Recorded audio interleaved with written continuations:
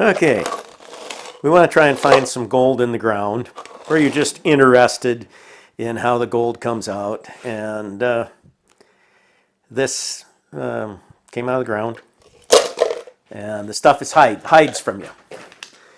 It helps to have geology people that know all those magic terms, and I have discussions with my friends that are geologists sometimes, and their eyes light up telling me about all of the wonderful formations and how it got here, possibly from meteorites, possibly from out of the magma, maybe it hydrothermally transported by dissolution in one place in the natural flow of water and organic acids that came through, and it redeposited somewhere else where the temperature changed. And my eyes don't get bright and cheery. They just kind of glaze over as my geologist friends talk to me. And then at the end of all that, I say, is the gold here? And they say, no, that means it's over here. Okay, good. So I am not speaking from the knowing about geology, but there are a few little things that we can look at and think about. And one of the ones is, as we start in here, we have a kind of a area where there's hillside and it gets steeper and it's kind of flattish, and maybe the top got blown off at some point with a meteorite ran into it or a volcano. I don't care. It's just, it's a hill.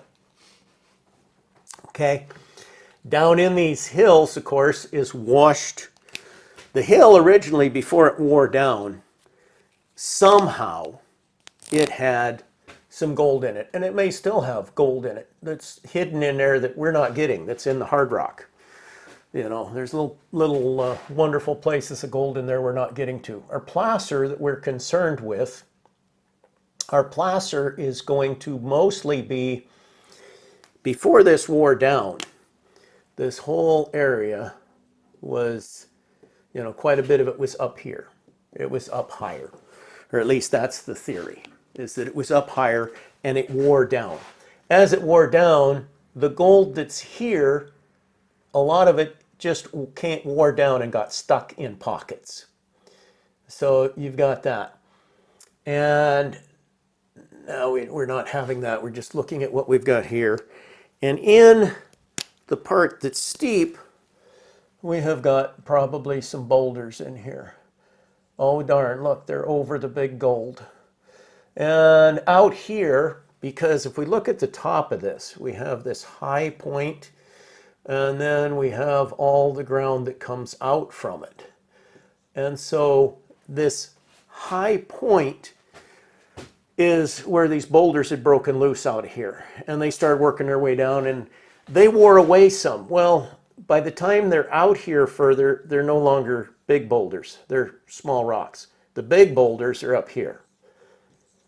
So what you've got is smaller material as you move out from the main source. You also have generally smaller gold. Now you could have some larger gold that still came down from above when it wore out a long time ago. The bigger pieces of gold, and I don't really know where the size cutoff is. I would hate to even say, but your bigger pieces of gold generally are going to be with your boulders, your bigger rock, pieces of bedrock, which will be many times square pieces too. Besides the round, you'll have square pieces down in the bedrock. And your square pieces will have just little areas in between them that will be dotted with gold. And part of what you got to look at with those too, which is another thing to remember, is we're assaying all this and we're looking at this. You come down here, this is not going to pan well. You're going to get these pieces of gold, which might be real rich, but you're going to get those in between some big slab square pieces. So some creeks you can't just go and take a shovel or even drill a hole and pan it. And this causes real problems as figuring out how much gold is on the creek, what's there. On the other hand, it can be really profitable in some of these places. The history of the creek, the history of what's been done there, that tells you a lot. It's not as dependable in placer mining, no matter what you do, not as dependable from a few little samples as hard rock can be with samples. But hard rock gets into a lot of expense because you have to crush the rock. The beauty in placer is we've let time and nature wear the rock down for us so that we can get the pieces of gold out. Trying to give what little bit of knowledge I have on this without lying, because there's a lot of stuff I don't know. Now, let's say we from above are looking at, I'm going to take just one little, drawing that wrong again. Okay, wrong direction. I'm going to take one, we're going to go with a stream channel coming off here, and it comes off here, and I'm going to say that in this case, this one here is east, west, north, and south. One of the things that will happen here is your trees on this side here that is south facing. Your trees will grow more there because they'll get, which trees should be green, you'll get more trees and stuff growing here. And so what will happen is this will keep moving this way, and this will keep wearing down the creek. So you know the creek will move to one side, and that's part of your geology to remember is you've got stuff here that's covered over and it's worn more to this side. So what you'll find is if you got a lot of gold, you'll find the gold right here that has moved, but you'll be wanting to mine under this because the creek didn't go from here and wear down and deposit. It went from this side depositing over to here. If we have another little thing that you'll see now and then is we're looking up high on a hill, and we'll see there's a green flat area here and a green flat area here, and the creek is not quite there. The actual creek that we're seeing down below just kind of runs around these, more like that. But these areas up above, they may not be green, but it's common that they will. And those are benches. You're seeing places that are sort of flat in the creek up above. And this is telling you, when you see these, you're looking from down here and you're seeing flat spots up there. So now the question is, when you look at those, and sometimes you can see from there, sometimes you need to go up on the creek. But looking at this turned and cut through, we have, let's say that we're looking through this area right here, okay? And we've got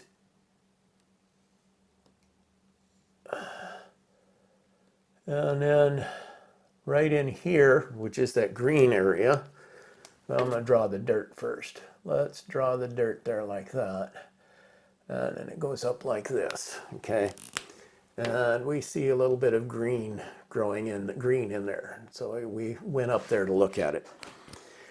Now, this is a bench, but this is probably not going to be a productive bench because it slants back this way and would have washed off, and most of the gold would have gone into the creek and been down here lower, worked its way lower.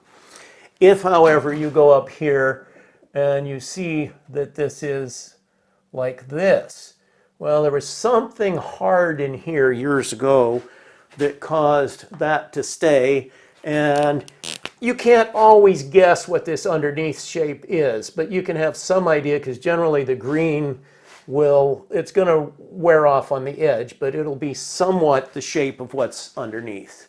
So if it's hard to look at them when you first see them. You kind of got to learn to get an eye for these. And this might be in one creek, it might be a space that's 20 foot wide, just a little micro bench, or it might be 300 foot wide, depending on how big the creek is. And the bigger they are, the easier they are to look at and see what's there. If there wasn't any gold in the creek to start with, it's probably, you know, anywhere on the creek, this leftover bench that didn't wash its way down to the bottom is probably not worth mining either. Now, another thing that I have seen in my times with playing with this stuff, and I haven't been mining for many years, a lot of people, a lot of my friends say I'm not a miner.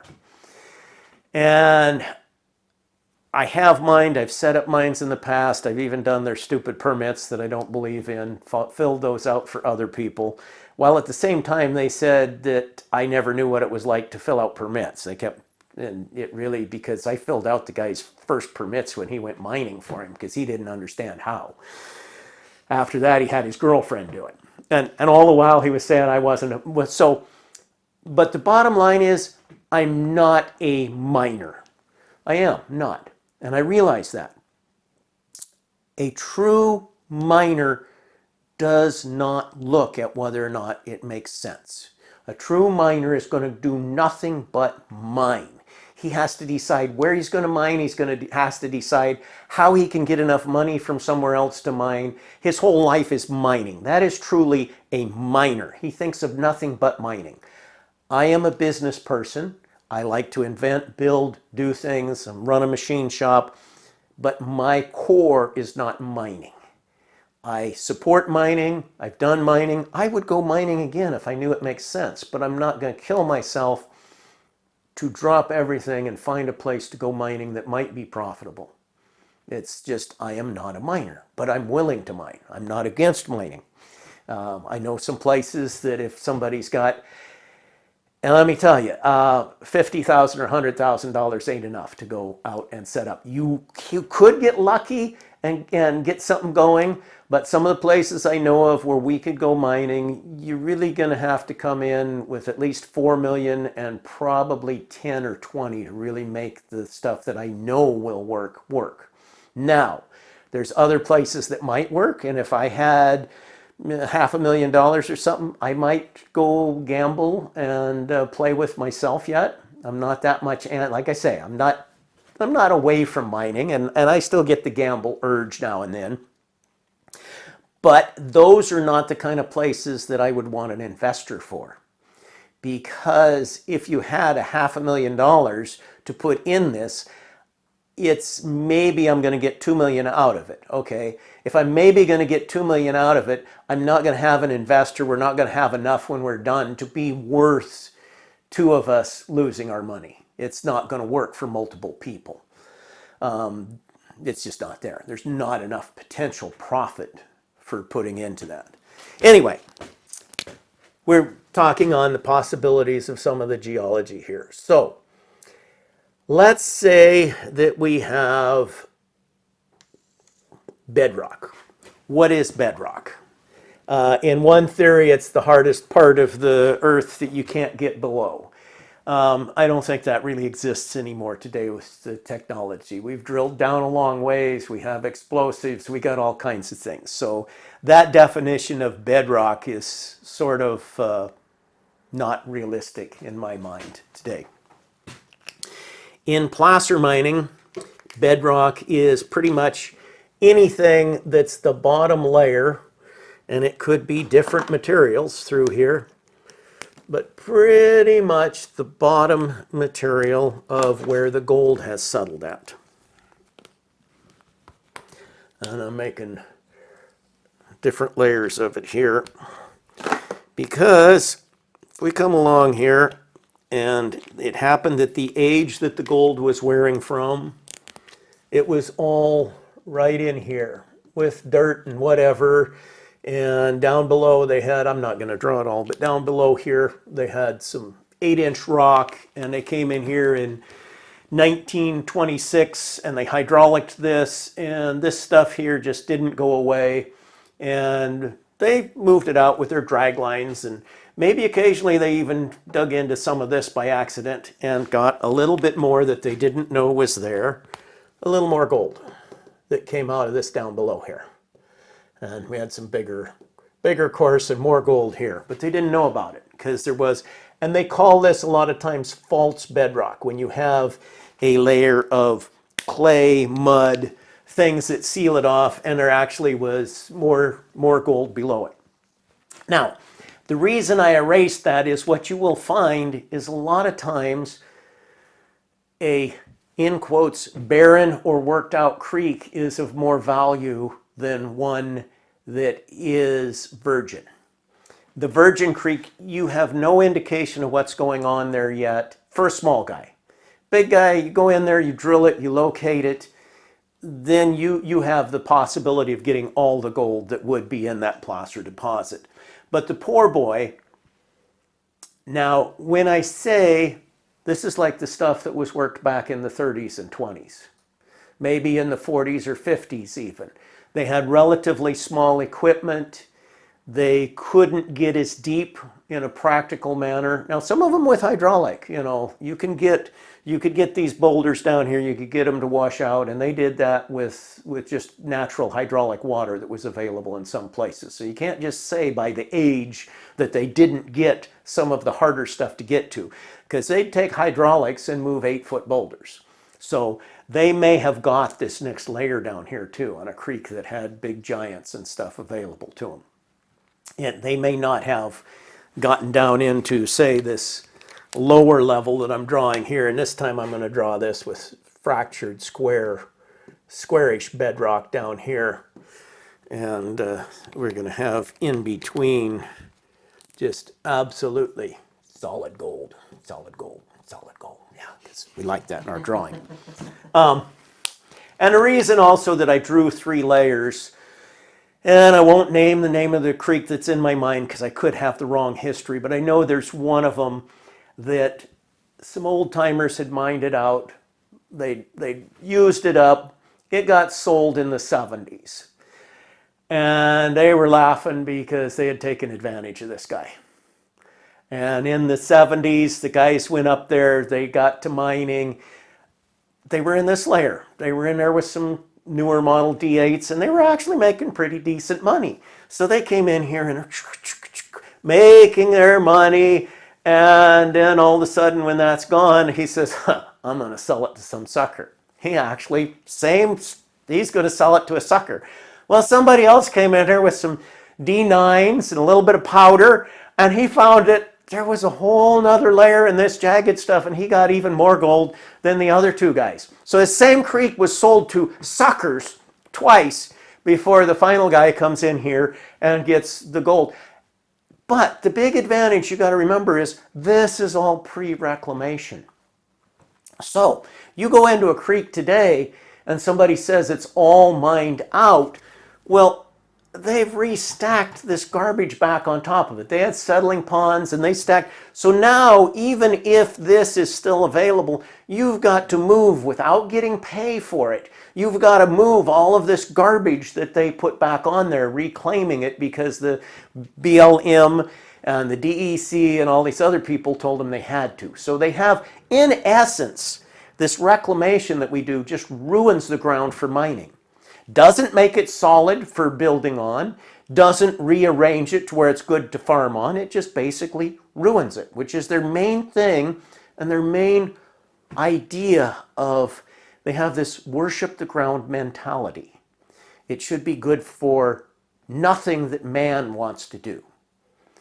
But it's also not necessarily good for nature when they get done having it reclaimed either.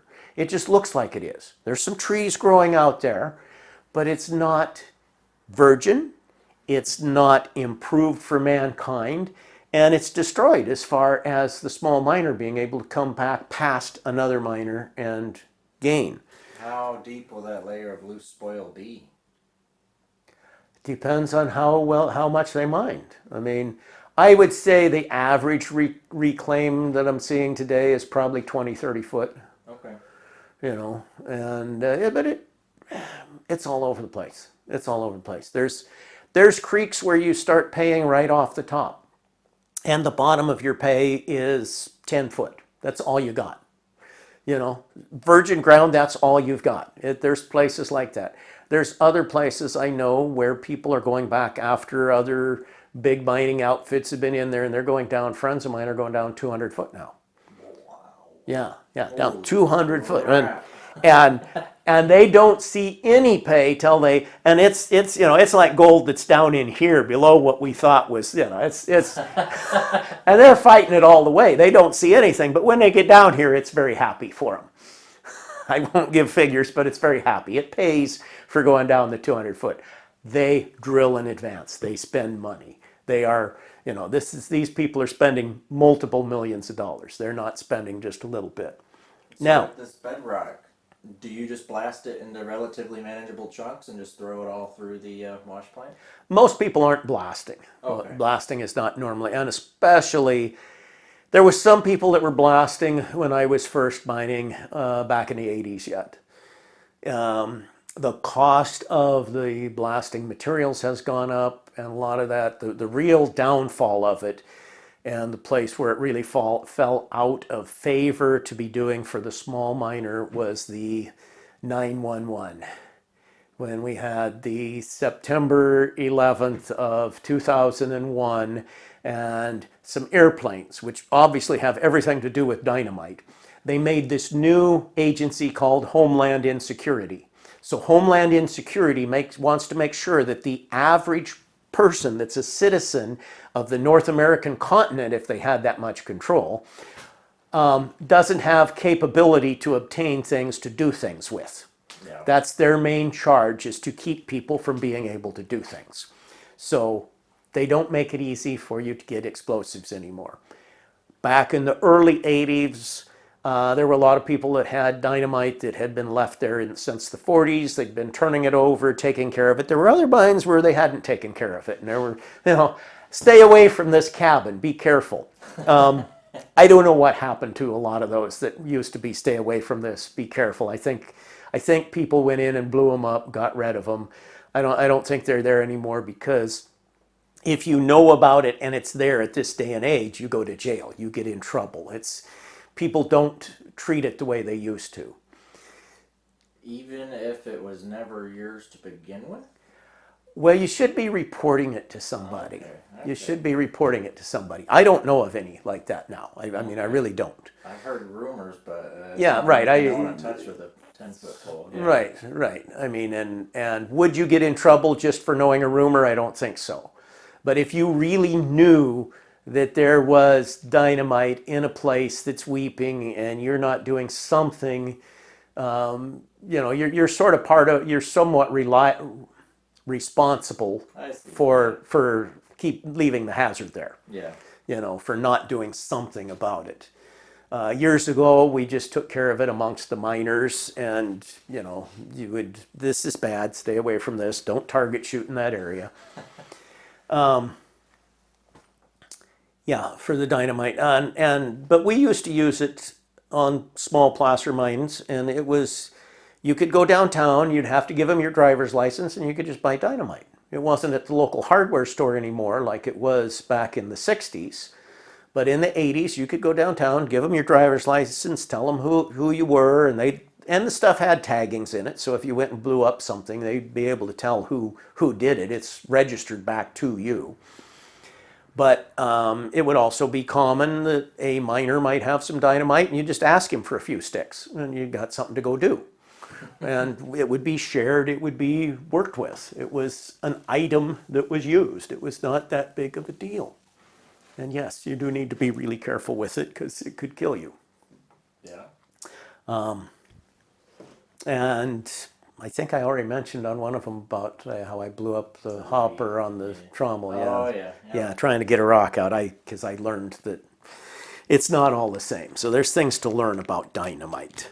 Now, same concept here, back to another thing that's kind of important we have our hard center here. We've got a couple little creeks coming out. We'll just make 3 creeks this time. And then we've got some other creek kind of carries on out here into the flats and widens out. And the point of this is this material up here, while it'll be really rich, it's rich because it's not worn down. you have high flood events a lot of times in these narrow creeks, and it will have areas where the gold that was in a area is washed out. So you'll go along, you're mining, and you'll get nothing, and then you'll move up a little further and you'll get something. This material up here, again, is the chunkier gold, but it's harder to find and not as reliable. Down here you'll have scattered all over. And the reason I'm saying that also is the gold that's generally out a little further, besides being easier to test with a drill, you can mine this, and this was something I didn't understand. One friend of mine is just, for years, he hates trommels. He uses shakers.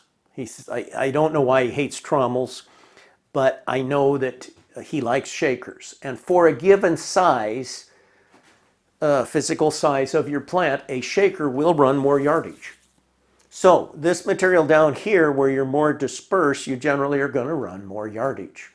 Also, if you don't have big flat pieces, the shaker is not a real problem. And this is where we might have that as an introduction and then go more into mining plant design, which is more what I'm into actually than the geology and guessing where it's at. I really like to go somewhere that somebody else already has found the gold. That's my real, and they can already tell me what it is and what the dirt is and everything else. But let's say that we have a screen here.